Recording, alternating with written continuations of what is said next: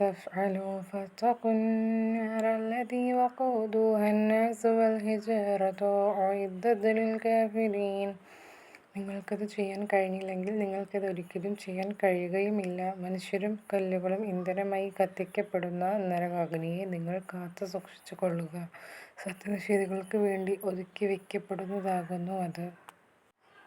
وبشر الذين آمنوا وعملوا الصالحات أن لهم جنات تجري من تحتها الأنهار كلما رزقوا منها من ثمرات رزقا قالوا هذا الذي رزقنا من قبل وأوتوا به متشابها ولهم فيها أزواج مطهرة وهم فيها خالدون. വിശ്വസിക്കുകയും സൽക്കർമ്മങ്ങൾ പ്രവർത്തിക്കുകയും ചെയ്തവർക്ക് താഴ്ഭാഗത്തുകൂടി നദികൾ ഒഴുകുന്ന സ്വർഗ്ഗത്തോപ്പുകൾ ലഭിക്കുവാനുണ്ടെന്ന് സന്തോഷവാർത്ത അറിയിക്കുക. അതിലെ ഓരോ വിഭവവും ഭക്ഷിക്കുവാനായി നൽകുമ്പോൾ ഇതിനു മുമ്പ് ഞങ്ങൾക്ക് നൽകപ്പെട്ടത് തന്നെയാണല്ലോ ഇതും എന്നായിരിക്കും അവർ പറയുക. പരസ്പര സാദൃശ്യമുള്ള നിലയിൽ അത് അവർക്ക് നൽകപ്പെടുകയാണുണ്ടായത്. പരിശുദ്ധമായ ഇനങ്ങളും അവർക്ക് അവിടെ ഉണ്ടായിരിക്കും. അവർ അവിടെ നിത്യവാസികളായിരിക്കുകയും ചെയ്യും.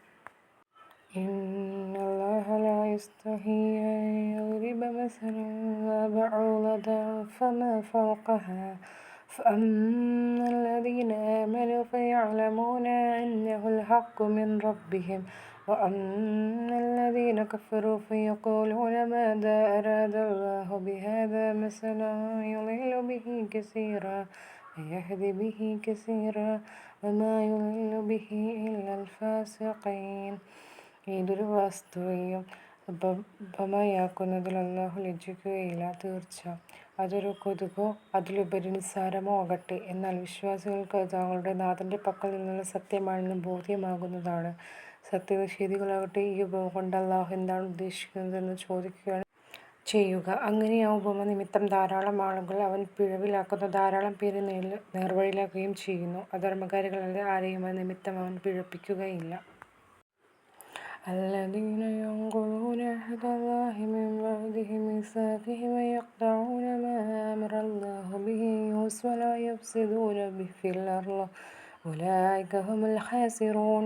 അള്ളാഹുവിൻ്റെ ഉത്തരവ് അവൻ ശക്തിയുക്തം നൽകിയതിനു ശേഷം അതിന് വിപരീതം പ്രവർത്തിക്കുകയും അള്ളാഹു കൂട്ടിച്ചേർക്കുവാൻ കൽപ്പിച്ചതിനെ മുറിച്ച് വേർപ്പെടുത്തുകയും ഭൂമിയിൽ കുഴപ്പമുണ്ടാക്കുകയും ചെയ്യുന്നവരത്രേ അവർ തന്നെയാകുന്നു നഷ്ടക്കാർ.